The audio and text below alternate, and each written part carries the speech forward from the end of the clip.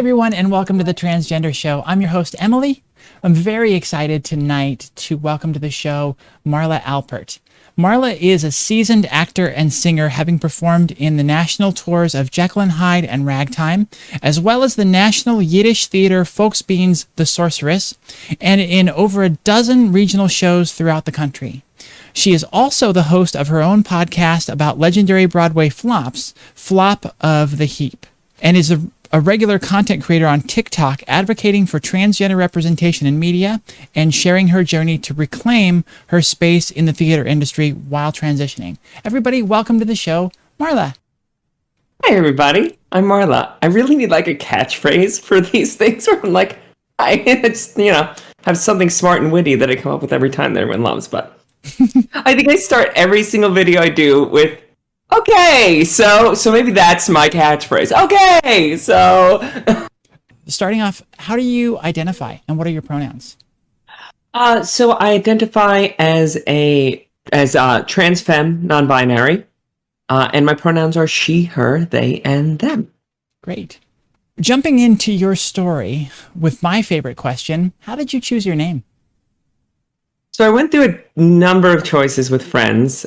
At first, a lot of them were food related. That was kind of like something I went through, a phase I went through. I was like, is it rosemary? Is it brie? And then at some point, I don't know, I just like, we tried out a number of different names. The longest one we tried out was Callie was one we tried for a while. My good friend, who for some reason, only the musical theater people will love this, is obsessed with Shmuel's song from the last 5 years. She was like, any name you want to try, I will poorly sing that song and replace Shmuel with whatever name you want. So she did that for almost every name I tried. And then at some point I said, okay, I'm just going to do a derivative of my old name. I think at first I was kind of like, oh, it's going to seem, like I barely tried. So I tried Margot for a while. For some reason that didn't feel good, which was weird because I love the name Margot. Mm-hmm. And then we were watching... Oh, is it called I Care a Lot? I think that's what it's called. Mm-hmm. And the main character's name is Marla. And she's an awful character. Like, nothing about this character made me go, that's the name. But I was like, I really heard that name very often. And then I tried it out, and then it was great. And actually, funny story, it's very common for trans people to go to, let's say, Starbucks and try out their name because they want to hear it, yelled at by a stranger by the barista. What happened was, and what happens still constantly in my life, is who's ever taking the name will write it down correctly, but then who's ever reading it will go, Maria? Is there a Maria? So when did you first realize that you were trans? So for definite, when I was like, okay, I'm trans. Mm-hmm, and still, let me preface this. There's still times where I will do myself up in a way and look at myself in the mirror and be like, oh my God, I look so good. You might be trans. We're still at that point sometimes. There's a possibility. It's the instant reaction. I really didn't come to terms with it until maybe it's been about a year. It's been maybe a little bit over a year. I think when I was 18 or so is when a lot of my gender fuckery started going on, and then I squashed it all down with theater, and I'm sure we'll talk about that later. And then I was just my whole life became about keeping this theater persona. And then the pandemic happened, and it was the second time in my life, the second time in my professional life, the third time in my life that the theater industry completely collapsed. And I went, why am I making myself miserable for this industry that has no staying power in any sort of turmoil? And then, a few months in solitary, staring at myself in the mirror and wondering why I never liked myself. And then we got there. Well, better late than never, huh? How long after you came to terms with the fact that you were trans, did you then start on HRT? Because I know you've begun medically transitioning as well. Yeah, it was very quick. I felt, I mean, a lot of the things that kept me from it was being like, I'm too old. I'm too old. I'm not going to get good results. I'm too old, which I think almost everyone goes through. Even at the age of 16, I think, some trans people go through that. Yeah. So I, almost immediately scheduled a thing with a doctor, with an endocrinologist. Of course, it's New York, so it took like 3 months to actually get to see her. So I ended up I think, I came to terms with it in like November of last year, and then started actually taking hormones in March. What were some of the key clues that you had growing up that eventually led to you understanding that you were trans? So, I mean, I had to go through so much of that with my therapist. God, I wish I had my little therapy notebook with me to like go back to those notes where I was like, this. I think one of the funniest, I just made a TikTok about this the other day. One of the funniest ones was, and most obvious ones, nerds will love this. When I was 14, 15, while everybody else was watching, the kids were watching anime was, becoming a big deal in America. They were watching Dragon Ball Z or Sailor Moon. I had bought off eBay and was obsessed with 7 seasons, 2 movies of Ranma 1/2, which anyone who loves anime might know is an anime with a lot of gender fuckery among all the characters. And the main character is cursed, and the person's AMAB.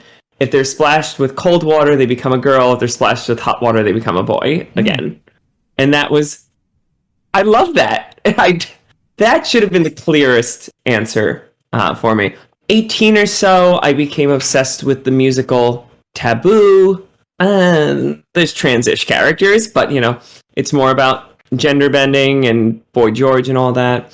There were definitely other ones. They're just not occurring to me at this exact moment. How did your egg crack? Okay. So I think it's a 2-part story. I think on an internal level, watching Pose at the beginning of the pandemic sort of cracked my egg a little bit, because I had never seen, I always talk about trans representation on my TikTok. I'd never seen positive trans representation until that show. The only trans experiences I had ever seen were kind of negative. So I was like, well, I can't be that person. I'd never seen Trans Joy or Trans Community.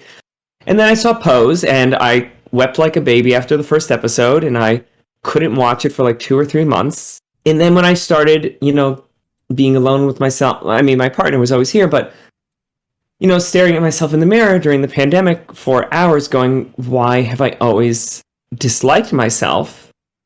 At some point, my partner said to me, here's this subreddit called Egg IRL.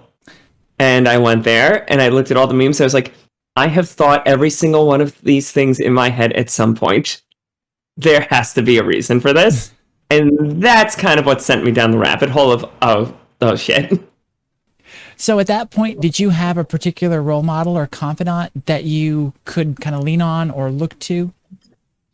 So my partner has always been, great as a confidant, and to help me through my internalized transphobia and other biases that I might, not realize by myself.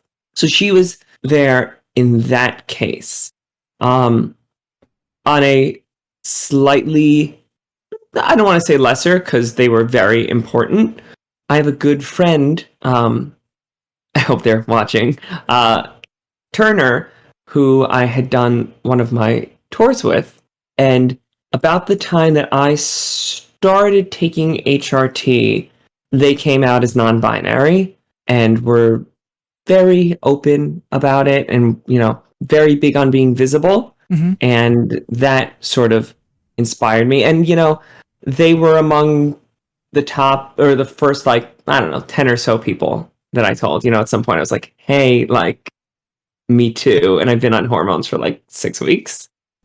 Now let's move on to coming out.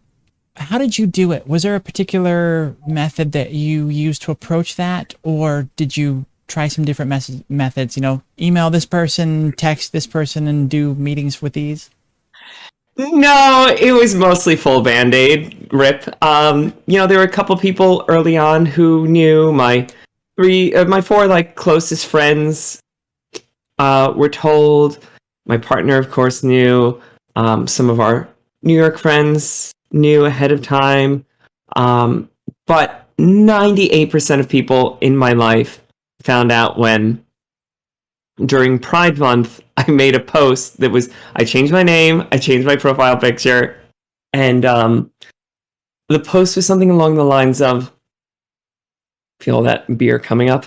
The post was something along the lines of, Dear allies, or maybe I said like, Dear fellow allies, during this Pride Month, I want you to ask yourself the following questions.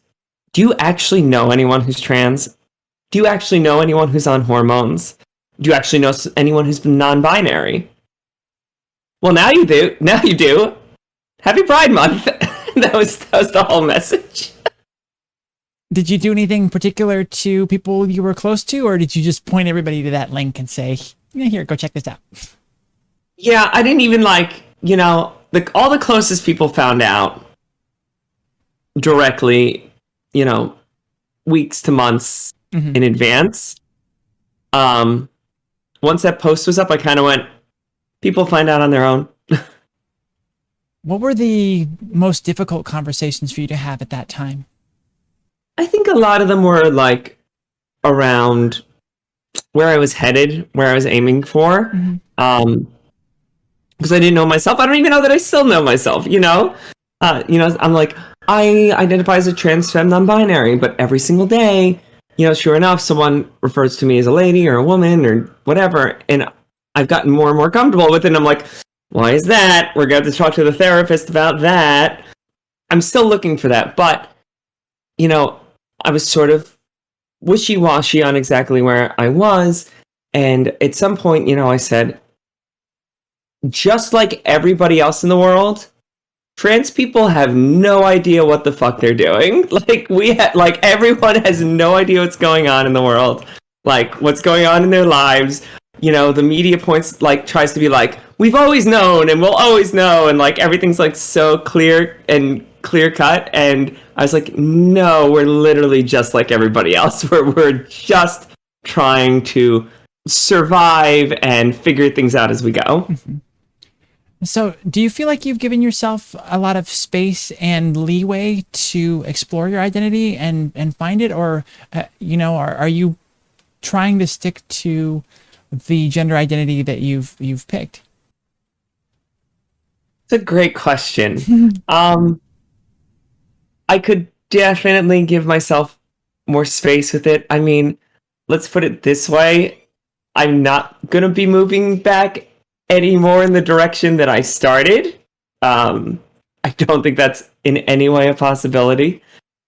I do think there's something to explore as to, am I actually a trans woman? I think it's more like it's more something to talk about with my therapist. It's just, I think, early on, it was just straight non-binary, I wasn't adding trans femme, I wasn't calling myself femme of center or anything like that. It was just very, non-binary. That's it. I think some of that was sort of to alleviate pressure on myself to pass or to behave in a certain way.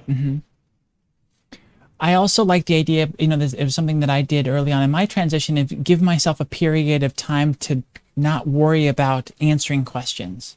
And I feel like there's something in that possibly for you as well, where it's just like, I'm not going to put myself in a box or try and figure anything out. I'm just going to see how things feel. What was your level of acceptance in your family let's start with your family life. God, I hope my mother's not watching this. So all of my friends were so. Let me just get out there. All my friends, all of my professional colleagues were very supportive. There's more to talk about that on the concept of what are they willing to give up and give up space? Are they that much of an ally and that supportive in that way? That's maybe a discussion we'll have later. But within my family, that was the only place I found issue. My father has been passed for 4 years now, I think. He never would have accepted it. He, despite being a Democrat his entire life, for some reason loved Donald Trump. I think he saw my father was a little bit of an a-hole. And I think he saw the ability to be like, oh, well, if the president can be an a-hole, I can be an a-hole, My mother, I don't think she ever was like, she was never like, oh my God, this is sinful. It's nothing like that. I think there was a general concern, and that general concern wasn't very healthy. She, and even up to 2-3 weeks ago, I went to her place to pick up a bunch of clothes that I was giving to that friend I talked about, Turner. And my mother was like, well, don't you want to keep any of them just in case?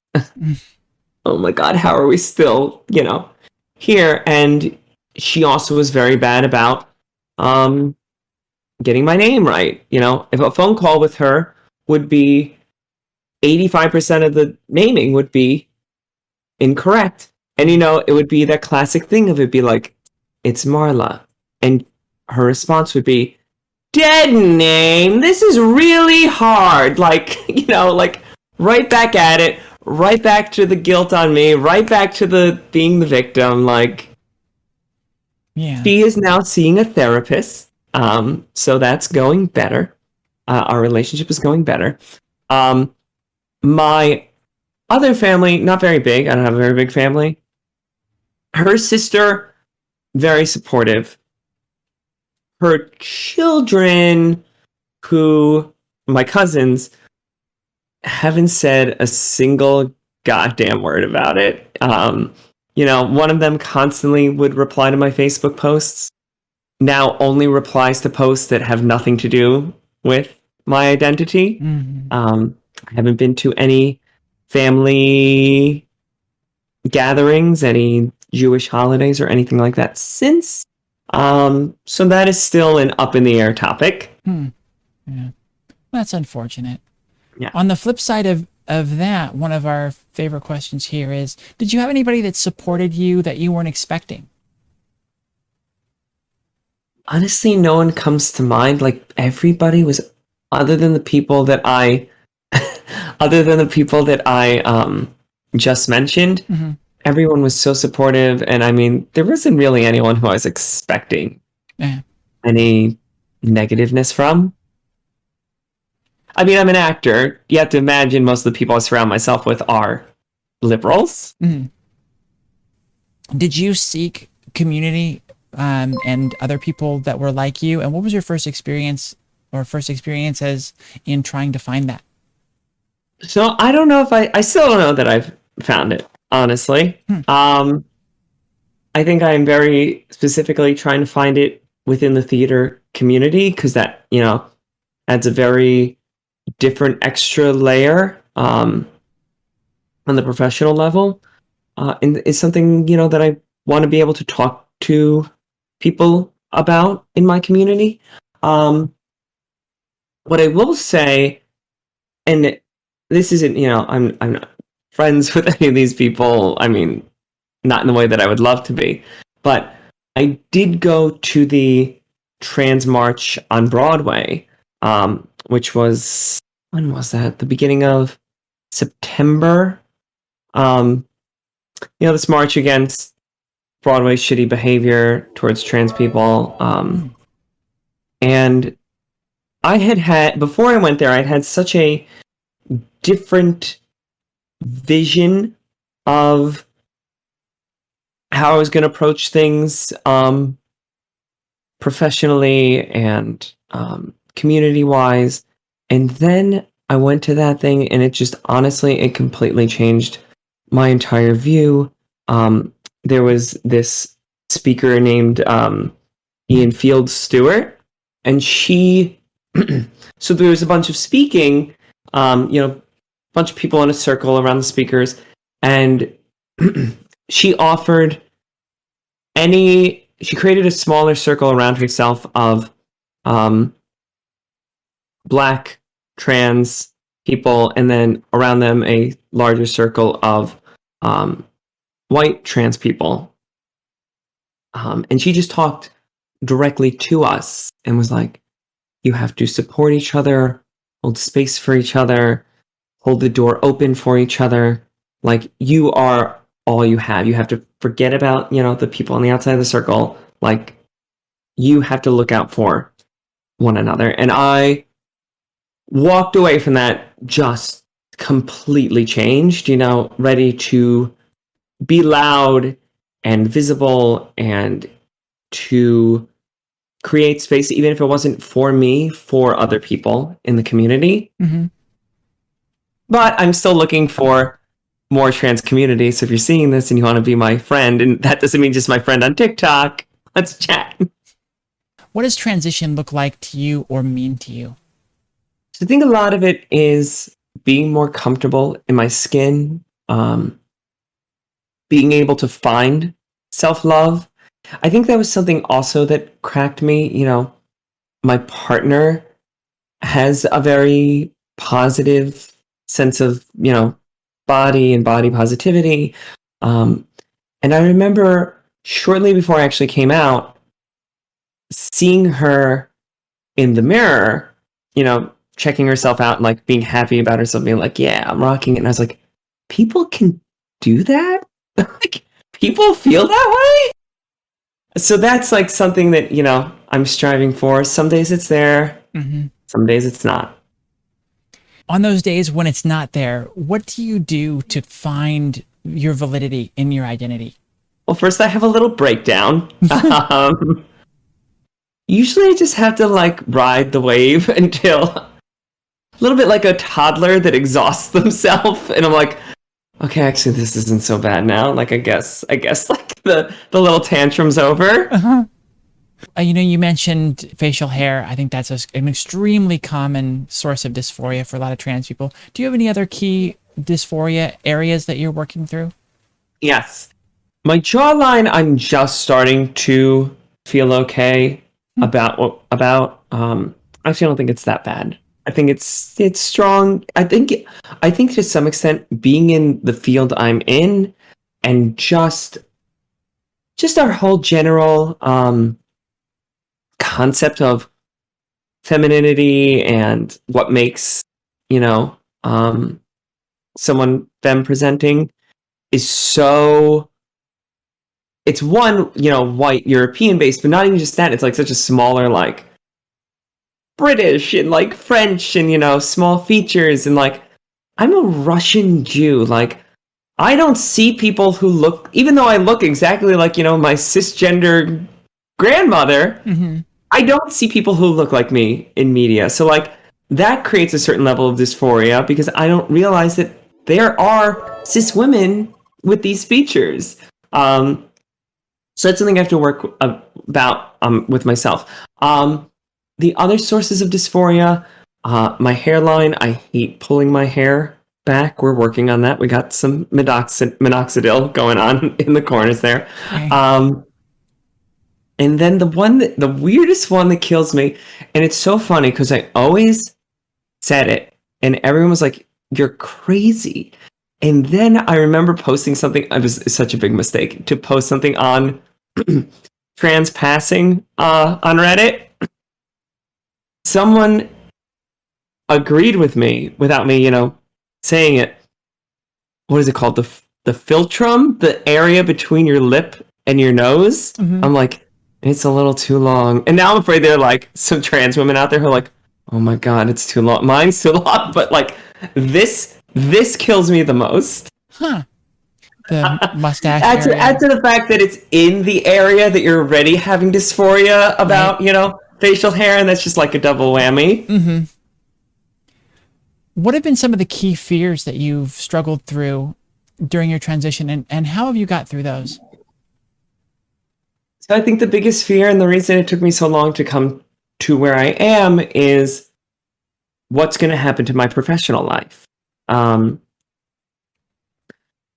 Theater, and especially musical theater, it's so shocking. It's extremely heteronormative. Mm-hmm. You know, um, it is very open to cis gay men. Performance wise, there are some. There are plenty of gay roles, but for the most part, classic musical theater is very cis, very hetero. Um, Interesting. so I was afraid there would be no place for me. I still am trying to find a place for me. So that has definitely that was what kept me from transitioning, and that is still my biggest concern. I have this naturally huge baritone sound, like this huge classical baritone sound, and it feels almost unusable at this point. But I am fortunate, and I also have a countertenor, which is having a strong, full falsetto with a huge range. But even now, as I am working on it, and I'm making it sound really good and really believable, and blending it with the rest of my singing voice, I still have plenty of days where I go, well, I still have, the apparatus that I have. Mm-hmm. I am never going to be able to create the range of colors and timbre that a cis woman can. Why cast me? That is still something I deal with, Mm-hmm. trying to overcome that. What is it about musical theater that is the big draw for you? I know that was something you came from. Is there other space? Is there space for you in other theater that doesn't involve singing, or is this just too much of a passion and you're going to fight your way through it? So I do think it's somewhat is it that it is a passion. It's not that I'm not willing to do straight theater. Of course, TV and film is a lot more diverse and accepting in that way, and I think that's because TV and film can go find their audience. Hi, Olive. TV and film can go find their audience. Theater relies on the people coming to them, and that means tourists. That means people from who knows where. Mm-hmm. So certain subjects aren't going to sit well with them. So I'm still happy to do TV and film. I'm still happy to do straight plays. The issue is my whole life has been devoted to this point to singing. Mm-hmm. I am a singer first. So it just feels a little bit like I'm a fine actor, but just feels like when I go into a straight play or TV and film auditions, it feels like I'm not putting my best foot forward. You're relatively new on your journey. My next question is, how have your goals shifted as you've moved along? Have you seen any kind of shift yet? Or, in starting your journey, did you have any goals that you set out, like a plan in place to follow and tick off? I don't think I ever had a plan. That's not me. I'm not a planner. I do think my goals have shifted. I've become much more educated on the subjects. Even though I am trans, femme, non-binary, like I still, say to myself all the time, like I don't pass. What is that? What does that mean? What do you mean you don't pass? Pass is what? And I mean, in my brain, of course, it means pass is a cis woman. Which, given my identity, there's definitely something there that doesn't quite add up. At this point, what I know I need to learn to do is accept that passing isn't everything, you know? A lot about transitioning is because we want to allow society, external society, to see our external form and treat us as our internal gender. So I think at this point, I need to understand that I might only reach a point where they see me as my internal gender, but they know I'm trans. And that is something I need to come to terms with. And I've accepted that I have to come to terms with that. I'm not there yet. What other hurdles have you had to struggle with, either internally or externally? Oh my God, the facial hair just kills me. And I mean, I just, luckily with some support from people who follow me on TikTok, like financial support, I now finally scheduled my first electrolysis appointment, but I had paid for 12 sessions of laser, and by session 5, it had done all it was going to do. I've now had a total of, I think, 9 sessions, so I've had like 4 or 5 sessions now where it's like everything falls out and then immediately grows back. And it is so overwhelming because it's like, yay! And then it's like, oh my God, and we're back to this. And then it's like, I'm not someone who I know it's hard to tell from what I'm doing right now, but I don't like to wear a lot of makeup. I have very good skin naturally. But I now am like, well, first I have to cover this. And then it's like, well, then I have to balance it. So then I have to like do a whole bunch more. And I'm like, this is now becoming a 2-hour miserable experience of trying to cover my most dysphoric thing every single day.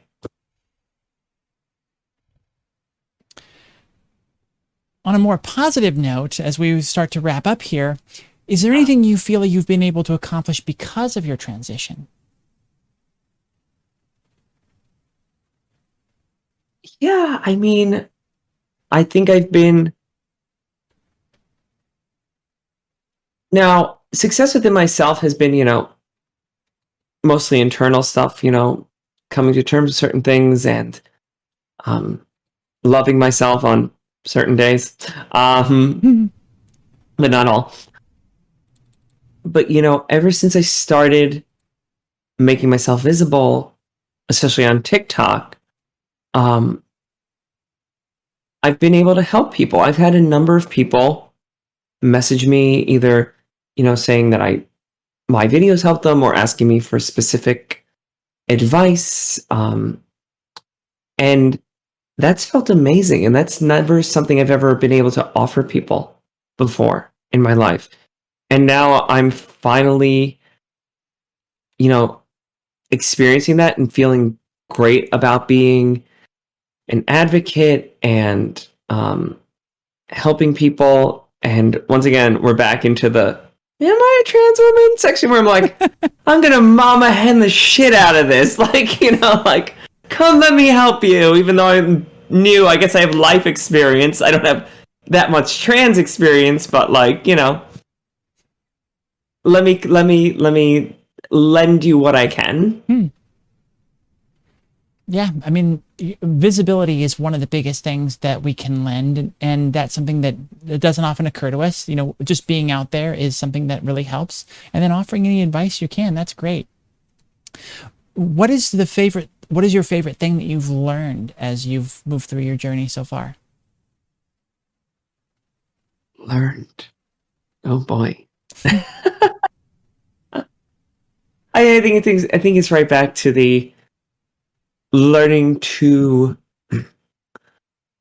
love myself, honestly. I know there's still people out there, like, when they see any woman, cis or trans, or especially any trans person, there's people, when we show body positivity or self-confidence, that they're like, you're being full of yourself, and you're being this, and you're being that, and that's gross to me. Um, so I think I'm learning to overcome that and learn that being positive about yourself is never a bad thing. Yeah, it's sad that poor body and self-image is the standard, and when you learn to find a love for yourself, then you're derided as being, full of yourself or all of that. That it's this bizarre catch-22 that Yeah, that's it's not even that those people. I mean, obviously they haven't found it in themselves, but it's not. They're not even saying it's unearned or da da da da da. They just think body positivity is a bad thing. Period. mm, Which is so crazy to me. yeah. So what advice do you have to give to young or closeted trans people out there in your TikToks and the things that you do? What do you usually tell people that come along? I think the most common thing I have to tell people, and this is actually said to me by my um, friend John, who does the podcast with me, Hmm. because he was the first person in the industry that I told. Um, and I think the thing is, you have to realize you are never going to reach your potential professionally, um, personally, until you find and accept yourself. You know, Hmm. be hiding away or ignoring it. You're never going to reach the heights that you could reach. Marla, thank you so much for coming on the show and sharing your story. It's been wonderful to have this conversation with you. Hey, thank you so much for having me. This has been so great.